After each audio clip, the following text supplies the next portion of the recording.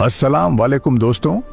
हिंदुस्तान की सरजमी पर हजारों औलिया अल्लाह आए, लेकिन आज हम जिस महान बादशाह की दास्तान सुनाने जा रहे हैं, उनकी मिसाल पूरी दुनिया में नहीं मिलती।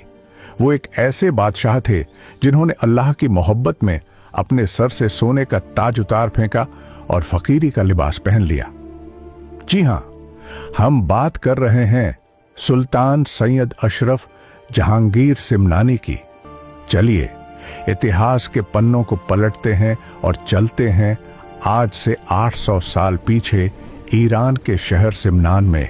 दोस्तों, आप नबी करीम सल्लल्लाहु अलैहि वसल्लम के खानदान से हैं, यानी आप सैयद हैं और रिश्तों में आप हजरत गौस ए आजम के भांजे लगते हैं।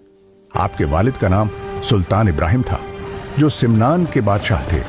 बचपन से ही आप बहुत ज़हीन थे। महज 7 साल की उम्र में आपने पूरा कुरान हिफ्ज कर लिया था, लेकिन कुदरत को कुछ और ही मंजूर था। जब आप जवान हुए तो अचानक आपके वालिद का इंतकाल हो गया। वजीर और दरबारियों ने फैसला किया कि शहजादे अशरफ को बादशाह बनाया जाए। आपके सर पर सिमनान का ताज रखा गया। आप तख्त पर बैठे और बहुत इंसाफ के साथ हुकूमत करने लगे। कहा जाता है कि आपकी हुकूमत इतनी शानदार थी कि आपके डर से शेर और बकरी एक ही घाट पर पानी पीते थे। लेकिन दोस्तों, तख्त पर बैठने के बावजूद आपका दिल बेचैन रहता था। दिन में आप दरबार लगाते, लोगों के फैसले करते, लेकिन रात होते ही आप मुसल्ले पर खड़े हो जाते और रोते रहते। आपको यह दुनिया, यह तख्त और यह ताज सब झूठ लगता था। आपके अंदर अल्लाह को पाने की एक अजीब सी आग लगी हुई थी। आप अक्सर अल्लाह से दुआ करते थे, ऐ मेरे मौला, मुझे इस सोने के पिंजरे से आजाद कर दे, मुझे अपना रास्ता दिखा दे। फिर एक रात वो करिश्मा हुआ जिसने आपकी जिंदगी बदल दी। ख्वाब में आपको हजरत खिज्र अलैहिस्सलाम की जियारत हुई।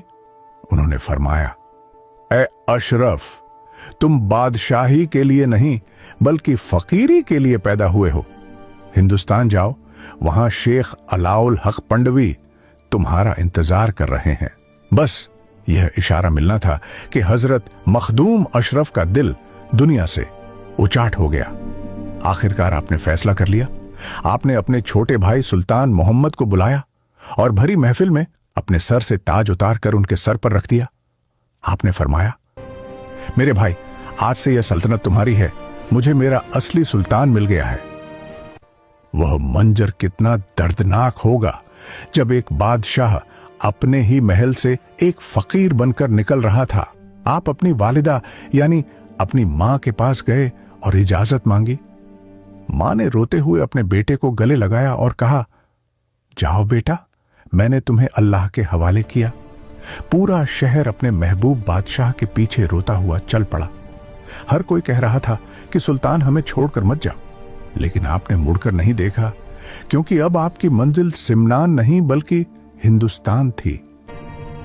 सिमनान के उस आलीशान महल को छोड़ने के बाद जब आप शहर की हदों से बाहर निकले तो आपके पास न तो घोड़ा था और न ही कोई सवारी। वो पैर जो कभी मखमल के कालीनों के अलावा कहीं नहीं पड़े थे, आज वो पत्थरीले रास्तों पर चल रहे थे। ईरान से हिंदुस्तान का सफर कोई आसान सफर नहीं था। रास्ते में ऊंचे पहाड़ थे, तपते हुए रेगिस्तान थे और घने जंगल थे। आप दिन भर सफर करते और रात को किसी दरख्त के नीचे या किसी मस्जिद के कोने में सो जाते।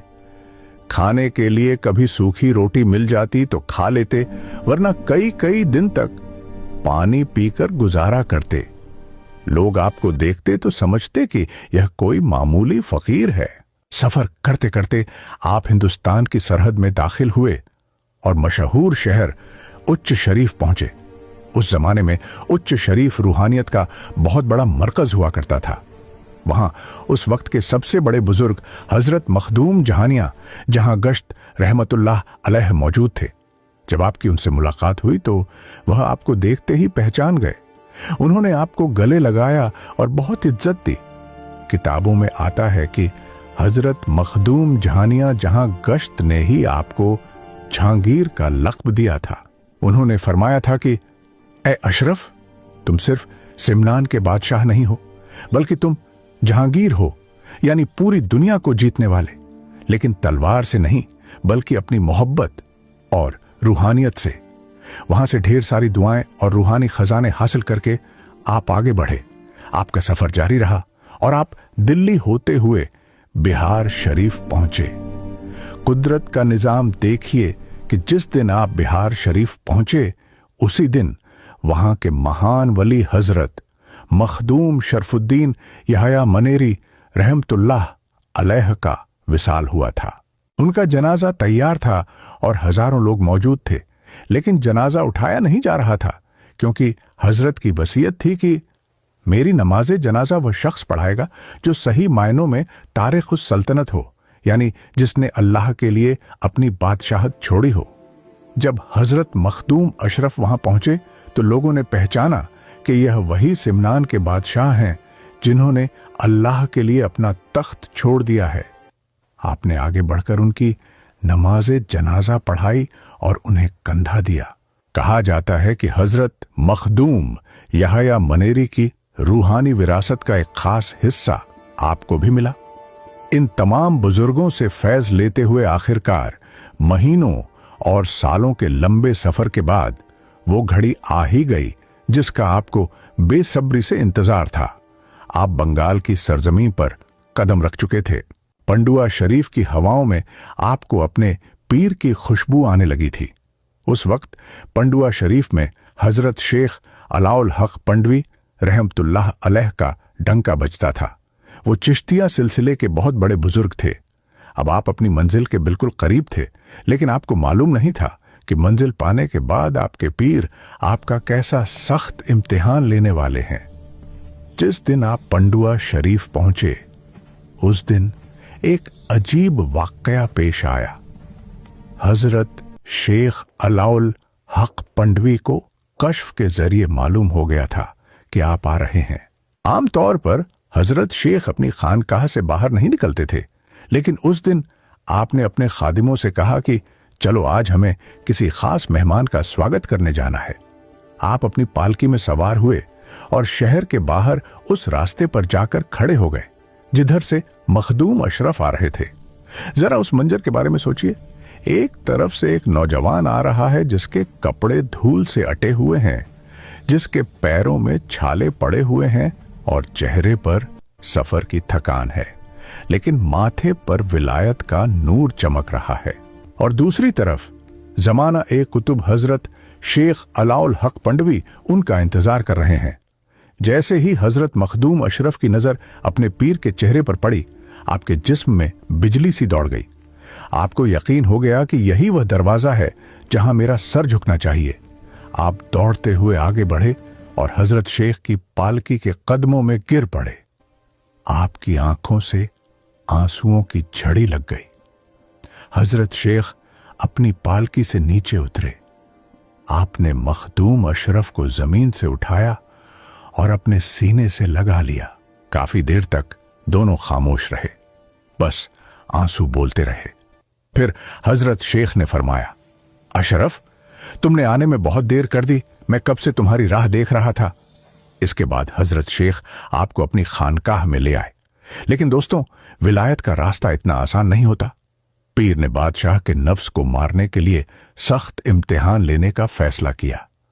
खानकाह के बाकी मुरीदों को अलग काम दिए जाते, लेकिन आपको सबसे मुश्किल काम दिया जाता। कभी लकड़ियां लाना तो कभी मेहमानों के लिए पानी भरना। इतिहास में आता है कि जब हजरत शेख अलाउल हक पंडवी कहीं सफर पर जाते तो आप पालकी में सवार होते थे। उस वक्त मखदूम अशरफ जहांगीर सिमनानी अपने पीर की मोहब्बत में उस भारी पालकी को अपने कंधे पर उठाते थे। जरा सोचिए, वह कंधा जिस पर कभी शाही लिबास सजता था, आज वह अपने पीर की पालकी का बोझ उठा रहा है। यही वह अदा थी जिसने आपको अपने पीर का महबूब बना दिया। लेकिन सबसे कड़ा इम्तिहान अभी बाकी था। एक दिन हजरत शेख ने आपको बुलाया और एक प्याला आपके हाथ में थमाया। हजरत शेख ने हुक्म दिया, अशरफ, जाओ और पंडुआ के बाजार में जाकर लोगों से भीख मांगो। जो कुछ मिले उसी से अपना और अपने फकीर भाइयों का पेट भरो।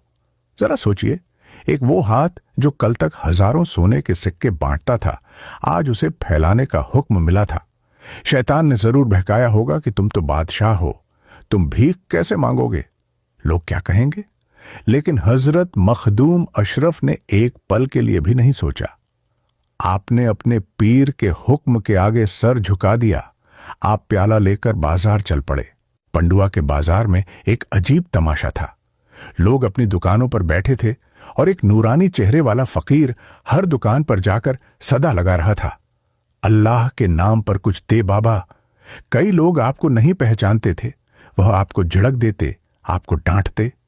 कई बार लोग कहते कि भीख मांगते शर्म नहीं आती। ये बातें आपके दिल पर तीर की तरह लगती थीं, लेकिन आपने सब्र का दामन नहीं छोड़ा और हर हाल में मुस्कुराते रहे। तकरीबन 12 साल तक आपने अपने पीर की ऐसी ही सख्त खिदमत की। आखिरकार वह दिन आ ही गया जब सोना तपकर कुंदन बन गया। हजरत शेख अलाउल हक पंडवी ने एक दिन महफिल सजाई और सबके सामने हजरत मखदूम अशरफ जहांगीर सिमनानी को अपना खलीफा बनाया। आपने उन्हें चिश्तिया और कादरिया सिलसिले की इजाजत दी और फिर फरमाया, ए अशरफ, अब तुम तैयार हो, जाओ और हिंदुस्तान के उस हिस्से को रोशन करो जिसे कि छौछा कहते हैं। वहां बहुत अंधेरा है, वहां कुफ्र और जादू का जोर है। तुम्हें वहां जाकर हक का चिराग जलाना है। अपने पीर का हुक्म सर आंखों पर रखकर आप पंडुआ शरीफ से रुखसत हुए और अपने साथियों के साथ उस अनजान सफर पर निकल पड़े। सफर करते करते आखिरकार आप उस इलाके में पहुंच गए जिसे आज दुनिया की छौछा शरीफ के नाम से जानती है। लेकिन दोस्तों, उस जमाने में कि छौछा शरीफ एक भयानक और घना जंगल था। वहां चारों तरफ बड़े बड़े काले दरख्त थे जिनकी वजह से दिन में भी रोशनी जमीन तक नहीं पहुंचती थी। उस जंगल के बारे में आसपास के लोगों में बहुत डर फैला हुआ था। जब आप जंगल के किनारे पहुंचे तो लोगों ने रोका, फकीर बाबा, आप अंदर मत जाइए, यह मौत का जंगल है।